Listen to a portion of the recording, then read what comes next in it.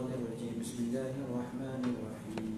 الحمد لله رب العالمين الرحمن الرحيم مالك يوم الدين إياك نعبد وإياك نستعين اهدنا الصراط المستقيم صراط الذين أنعمت عليهم غير المغضوب عليهم ولا الضالين.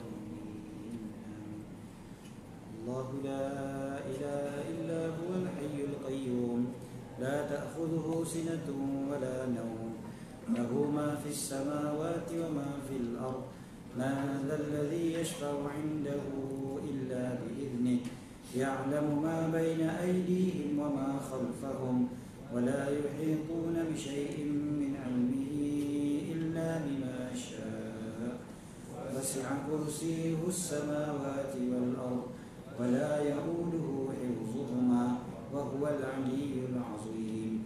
آمن الرسول بما أنزل إليه من ربه والمؤمنون كل آمن بالله وملائكته وكتبه ورسله لا نفرق بين أحد من رسله وقالوا سمعنا وأطعنا غفرانك ربنا وإليك المصير. لا يكلف الله نفسا إلا وسعها لها ما كسبت وعليها ما اكتسبت ربنا لا تؤاخذنا إن نسينا أو أخطأنا ربنا ولا تحمل علينا إصرا كما حملته على الذين من قبلنا ربنا ولا تحملنا ما لا طاقة لنا به واعف عنا واغفر لنا وارحمنا أنت مولانا فانصرنا على القوم الكافرين آمين. لا إله إلا الله وحده لا شريك له له الملك وله الحمد يحيي ويميت وهو على كل شيء قدير. لا إله إلا الله وحده لا شريك له له الملك وله الحمد يحيي ويميت وهو على كل شيء قدير. لا إله إلا الله وحده لا شريك له له الملك وله الحمد يحيي ويميت وهو على كل شيء قدير. سبحان الله والحمد لله ولا إله إلا الله والله أكبر. سبحان الله والحمد لله ولا إله إلا الله والله أكبر. سبحان الله والحمد لله ولا إله إلا الله والله أكبر. سبحان الله بحمده سبحان الله العظيم. سبحان الله بحمده سبحان الله العظيم. سبحان الله بحمده سبحان الله العظيم. ربنا اغفر لنا وتب علينا إنك أنت التواب الرحيم. ربنا اغفر لنا وتب علينا إنك أنت التواب الرحيم. ربنا اغفر لنا وتب علينا إنك أنت التواب الرحيم. اللهم صل على محمد اللهم صل عليه وسلم. اللهم صل على محمد اللهم صل عليه وسلم. اللهم صل على محمد اللهم صل عليه وسلم. أعوذ بكلمات الله التامات من شر ما خلق. أعوذ بكلمات الله التامات من شر ما خلق. أعوذ بكلمات الله التامات من شر ما خلق.